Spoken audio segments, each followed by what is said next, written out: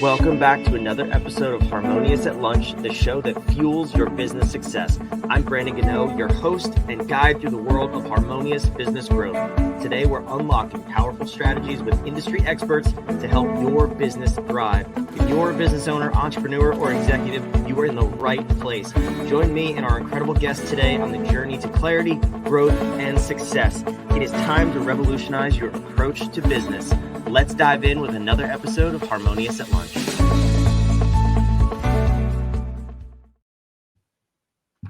Welcome into another episode of Harmonious. I'm super excited to be here. We're talking to Jordan, who's across the world from me, which is fantastic. And we're having way too much fun before we started recording. So before we go any further, Jordan, welcome to the show. And thank you so much for being here.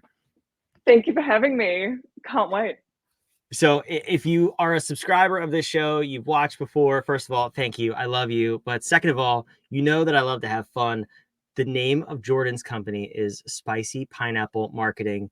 I was just over the moon excited when I saw that before I even met her. So we're going to dive in. We're talking marketing. We're talking LinkedIn. We're going all over the place. But Jordan, I'm super excited for this because specifically we're talking about LinkedIn, which is where I do a lot of business. Our clients do a lot of business there. People watching this show live on LinkedIn, but none of us know what we're doing. That's the moral of the story. So first of all, what do you do as far as a LinkedIn strategy? Is it LinkedIn strategies? Is it cold reach outs? Tell me a little bit about that. So it's a bit of a mix. So the clients I help are from a range of industries, from medtech, merchandise, hospitality, family lawyers, IT, we've got a chef. It's a random mix. And these guys all want to reach out to people that you can't just go and knock on a door and go, hey, I want to speak to the CEO of that company. So this is how I help them get in with LinkedIn, because everyone on LinkedIn puts their title, their location, the company size. So it's super easy to find them. So this is what I help with. So first I go through a strategy session to go, cool, who do you want to target? Who do we need to reach to get you into that business? After this is all sorted, we sort out messaging. The first message is always the same, that connection one, because honestly, no one really reads it. They just look at the mutual connections and that's about it. They go, cool, do you know someone I know? Fine, I'll accept you. It's usually the case. I think my first message is something like, my parents said you can never have too many friends. I'd love to connect. You know what, though? That's creative in and of itself, because usually it's like, hey, I'd like to connect. I hope you accept, or something like, again, nobody reads it, which is fine. But I always do notice the ones that are creative. Actually, you might like this. One that I got that I will always remember forever. It's the best ever. This dude said something like, hey, LinkedIn is kind of like the Tinder for business. So I hope you'll swipe right on me. And I was like, that's amazing. That's the best message I've ever received. How could you say no to that? I mean, I guess if you're like creeped out by it, but outside of that. Yeah, but then it also cancels out the people that you probably don't want to do business with anyway. True. It's an instant filter of if you're gonna mesh as human beings. I love that. So, but what I heard you say in the beginning, you said a random mix of industries and clients. What I heard is this works no matter the industry or niche you're in, which is very appealing, because I've also heard the flip side of that, where it's like, I only work with realtors. This might work with other people, but this is my specialty. So I really like that you have this wide range of industries that you work in. To me, that's really cool.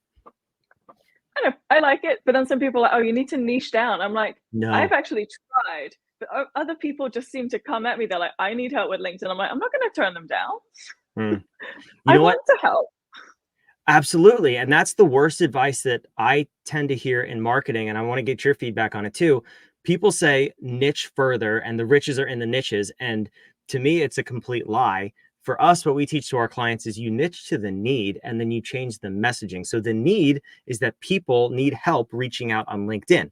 The messaging, the way you talk to those different people, whether it's a chef or a family law office, is obviously going to be different, but the service is still the same. Are we onto something there? Yeah, the same with social media, right? It's all doing the same sort of strategies. It's just changing your content and the way that you're interacting with people is different than LinkedIn. But yeah, same with social media. You can do it for everyone. I love it. Awesome. But Okay, so the first message, unless you're going to send a message about being the Tinder for business, it really doesn't matter. But I like yours, which is awesome. So then I think the confusion starts then, right? Like, how soon do we contact people? What do we say? All of these other questions, and the fear really starts to come up. So how do you approach that next phase, and what is the next phase for you? yeah, so after they actually accept your connection request, then I would leave it a couple of days. Let them check out your profile. They'll understand what you do, hopefully in 3 seconds. Make sure your banner is up to date. Make sure your face is there, up to date. Your title, explain what you do, so that in 2 seconds they know. They don't need to ask you, oh, what do you do? Like, you've just got a blank page. No. And then after that, I ask people a question. So it's never a pitch. Never a pitch. My God. You'll scare everyone off in a second. I mean, everyone gets those messages. I work in IT, I do SEO. Do you need help? Your website could. I'm like, thank you. That's nice. Would you like to ask anything about me while you? Yeah, right. Where's the unconnect button? I have done that a few times. I'm like, I can't deal with this. Yeah, I mean, I usually leave it, like, I just don't respond, and then they send the same message like 3 more times. You're like, okay, now I have to unconnect with you.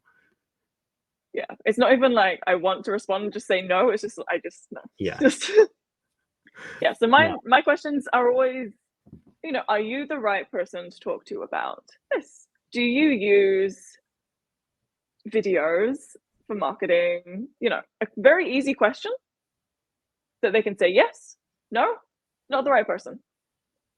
That is generally the 3 responses I go for on LinkedIn.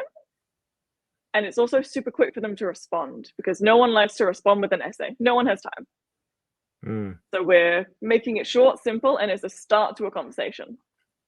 They already know what you do. You don't need to tell them. They're going to look at your profile.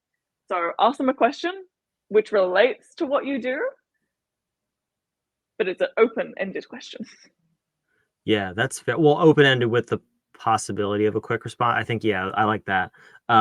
What I'm not hearing you say, and maybe you just didn't say it, was that you're using automation tools for this. Are you? I do. Yeah. Okay. For the start, so the first connection message is the same. The Yep. second question is the same Mm-hmm. that I ask across the board. Because if, say, I am working for a video production company and I'm targeting marketing in companies, I can ask them all the same question for them to answer. But the conversation will go in different ways from there. So that's where it's not automated.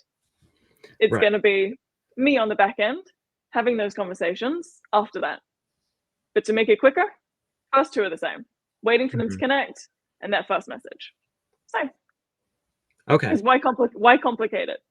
Yeah, I was going to say that's definitely something that would be a concern, because small business owners, entrepreneurs, we don't have enough time in the day as is, right? And then to go add on 6 hours of farming people on LinkedIn is crazy. But okay, so then as far as the tools to automate things, do you have a favorite, or maybe a list of favorites that you've used in the past? Because that's, I think, another scary thing is picking the right tools. I'd love to hear what you're using for that. So I actually created my own. Oh, you got to just be all fancy on us now? This is ridiculous. Well, So tell me that more about that. That's really interesting. I can help if they don't want me to do it for them, I can go, cool, I've got a tool that can help you. You don't need me. I will do a training session and pass it on to you. If you have any questions, I'm here to answer. So with that, there's kind of a list of what you do. You're just linking things in a tree. Let's say, so, if you're not connected, you do this. If you are connected, you do this row. And it also engages with the profile. So it goes and follows the profile. It goes and views the profile. It endorses their skills. It likes the posts, so that you don't need to manually go and do this every day. The system behind you is doing that and engaging, which is absolutely amazing, because who has time to go, yeah, view profile. Right. And I'm connecting with 100 people a week for my clients. So it's a lot. And even when they have connected, this automation still continues. If someone doesn't respond to your message and you endorse their skill, it's like 100% prompts you back to that conversation to say thank you. Interesting. And then you remember, shit, I didn't respond to them. So now I kind of need to. It makes them feel bad, right? Yeah, and all of those notifications from LinkedIn you get when someone views your profile, follows your profile, notifications from LinkedIn, notifications on your email. It's different touch points. Mm-hmm. Yeah. So brand awareness and sales. It's great. Yeah, I think that's something that I've definitely noticed between the people who just send those like cold pitches right away and they keep sending them versus the ones who take a more patient and I hate to say calculated because it has a bad connotation to it, but a more calculated approach is like I see their face and their name every day in my notifications for like 3 weeks. And I'm like, who are these people? It almost prompts me to reach out and just be like, thanks for engaging on my posts. Like almost like do their job for them and beat the automation to it because I'm sure it's automated. But how much easier is the process that you find going that route than just going right to DMs?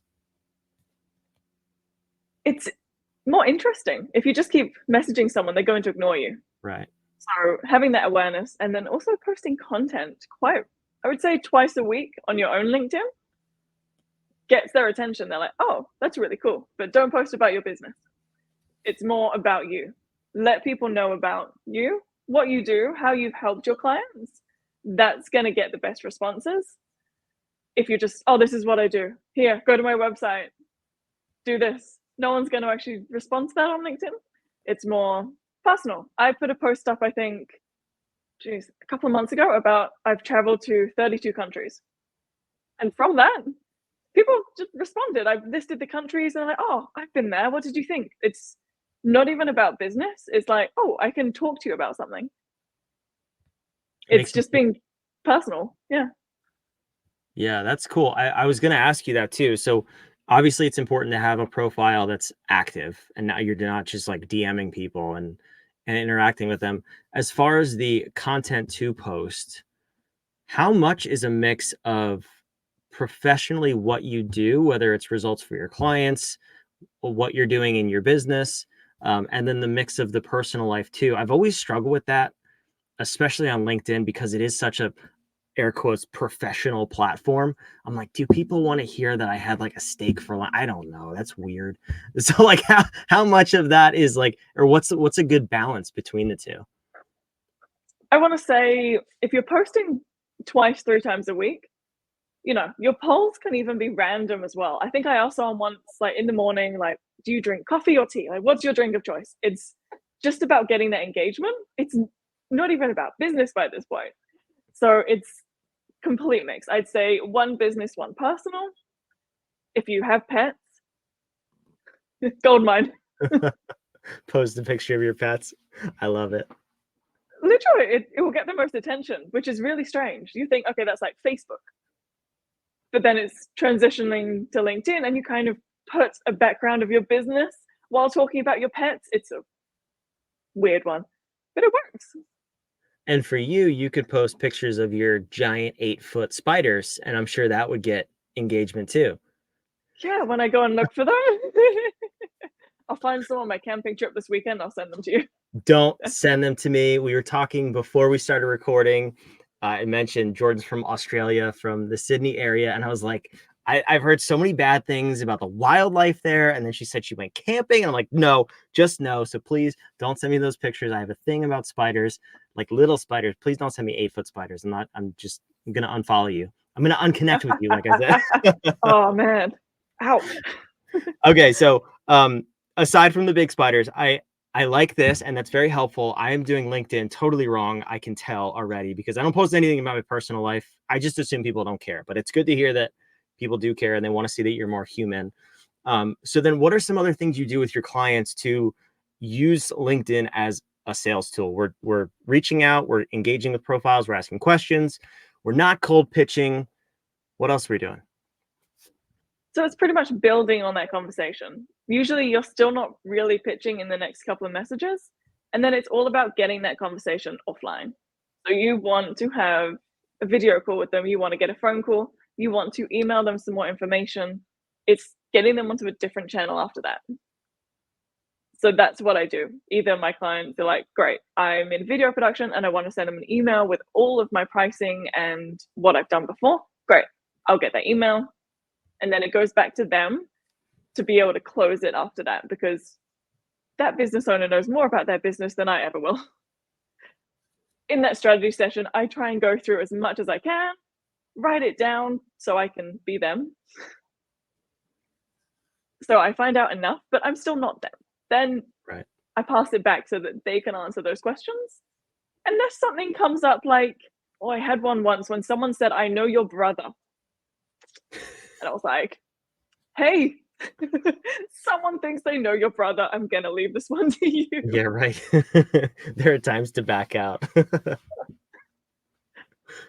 that's pretty much it. They don't need to do anything else, which is awesome for them. They can continue with their procedures and their actual working on the business than going out and getting these leads, which takes a lot of time. Yeah, this is something that's come up for us a lot recently. And I've noticed it with our clients. There's three phases of business, if you will, and I'm oversimplifying this, of course, but it's the startup, which is basically under 100K in revenue. It's the 100K to $1 million, and then the $1 million to 10 million. Obviously, there are bigger businesses than that, I know. But the first phase, that startup to 100K, that's like all lead generation. That should be your only focus, is to get revenue in the door. Don't worry about how pretty your product is or what your systems are. Systems is really phase 2 and leadership is phase 3. But for those bottom two phases, the first two, it's lead gen. And there's a bajillion gurus on the internet that say they have the strategy for lead gen or for sales or whatever. And it's all got that silver bullet magic fairy dust on it. And I'm just tired of hearing it, quite honestly. So for people like me, who are, my target audience is on LinkedIn, as you've said, yours is, your clients are.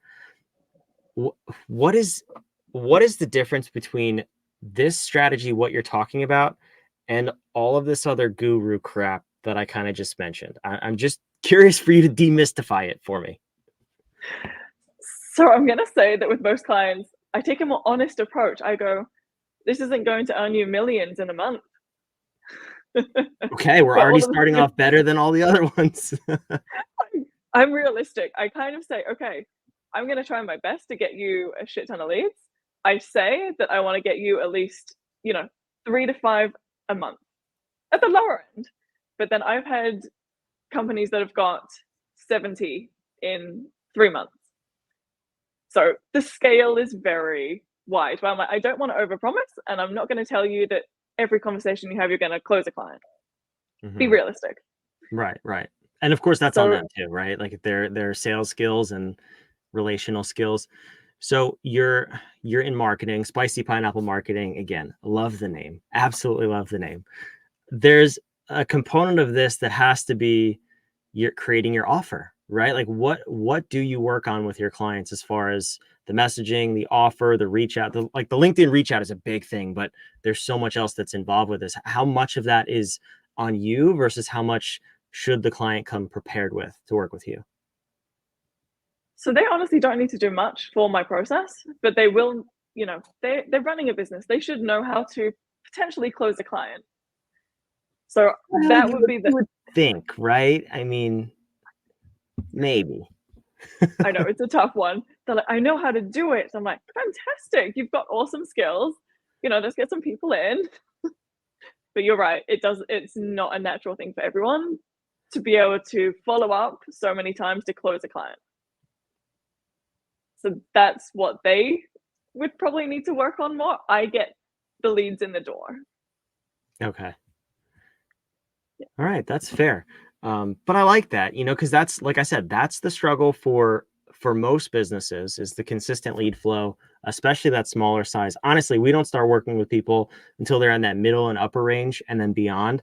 So, but I think that portion of the market is underserved because they're misled into thinking there are silver bullets, and then they invest the resources they do have into just terrible tactics. What are the different size companies that you work with?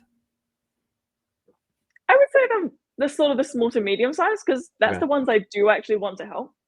Yeah. They're the ones that do struggle. Like your bigger companies, they have the money to throw at random things, all those big billboards and ads. You're like, yeah, cool, okay, you don't need help. You're okay. Let's help the ones that actually need it to get out there and grow.